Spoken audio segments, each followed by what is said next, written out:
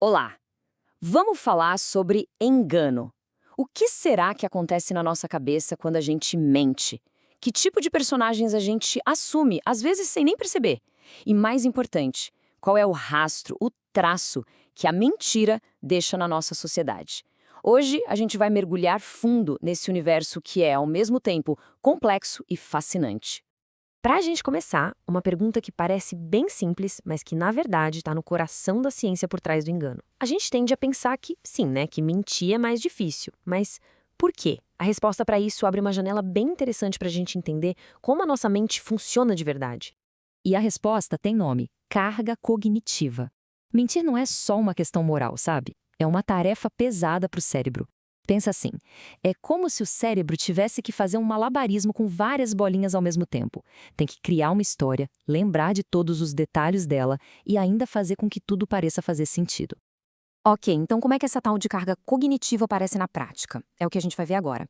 Vamos dar uma olhada na pegada que a mentira deixa no cérebro, nos traços internos que acabam definindo o personagem de quem mente. Olha só a diferença no esforço que o cérebro faz. Falar a verdade é tipo pegar uma estrada que já existe na memória. É fácil, é só seguir o caminho. Agora, mentir é como ter que construir essa estrada do zero enquanto você já está dirigindo nela.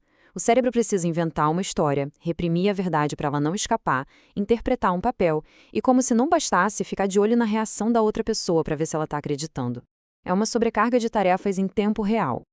Só que, claro, a coisa não é tão preto no branco assim. A realidade é sempre mais complexa, né?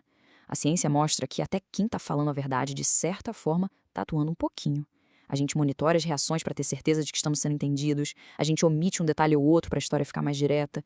Ou seja, a linha que separa esses dois personagens nem sempre é tão clara. No fundo, o que isso mostra é que mentir não é o nosso padrão de fábrica. É um ato que exige um desvio da rota natural do cérebro. Bom, se mentir dá esse trabalho todo para o cérebro, por que a gente continua mentindo? Agora a gente sai do como e entra no porquê. Vamos explorar a ética complicada por trás do engano e os diferentes personagens morais que aparecem nessa discussão. Dá uma olhada nesse comentário de um fórum na internet. Ele captura muito bem o dilema das mentirinhas brancas. Muita gente aceita uma mentira se a intenção for proteger alguém. E isso joga a gente bem no meio do debate ético. Será que a intenção por trás da mentira importa mais do que a mentira em si? E essa questão divide opiniões há séculos. De um lado, tem a linha de pensamento de filósofos como Kant, que diz basicamente o seguinte: mentir é sempre errado, ponto final. Não tem mais. Do outro lado, o utilitarismo chega e pergunta: peraí, e se uma mentira trouxer mais benefícios do que prejuízos? Se o resultado for bom para a maioria, ela não poderia ser justificável? São dois personagens éticos que representam um conflito que a gente vive até hoje. E esse dilema fica ainda maior quando a gente leva para o nível da política. Nicolau Maquiavel, lá atrás, já defendia que, para um governante, o objetivo principal é preservar o Estado. E, para isso, talvez seja necessário tomar atitudes que, na vida pessoal, seriam consideradas imorais. Aqui, o personagem do líder parece operar com um código de ética diferente, mostrando que a justificativa para o engano pode depender e muito do papel que se está desempenhando. Mas e quando esse conflito todo sai da teoria e explode no mundo real?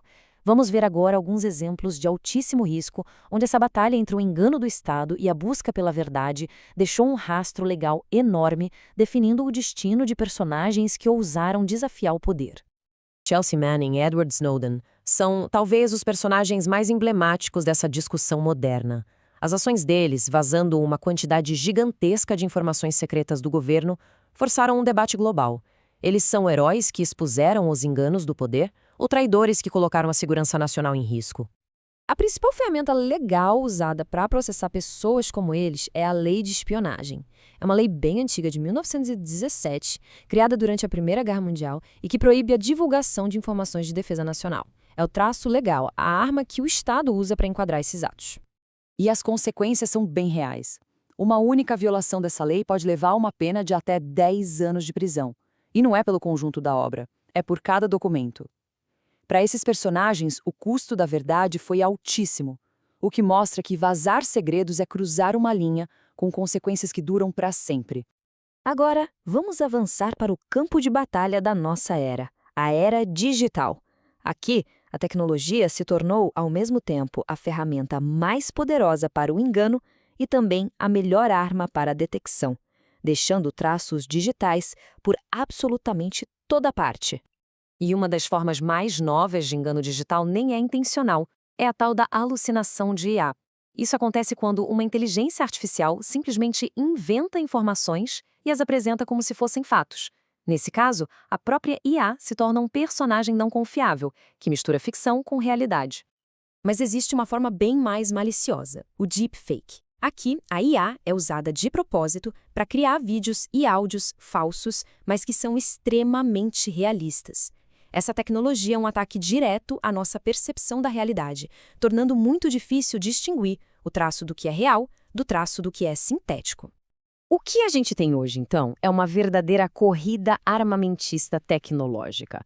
De um lado, a IA é usada para criar mentiras cada vez mais perfeitas. Do outro, a própria IA é a nossa melhor arma para detectar essas mentiras, buscando os traços digitais que as falsificações deixam.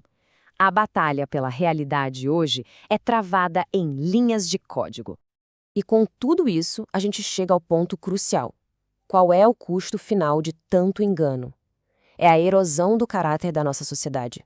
A perda de um bem que é essencial para tudo funcionar, a confiança. E esse é o ponto fundamental. Quando o engano se espalha, a confiança desmorona. A gente deixa de confiar nas instituições, na imprensa e, o que é talvez o mais perigoso, a gente deixa de confiar uns nos outros.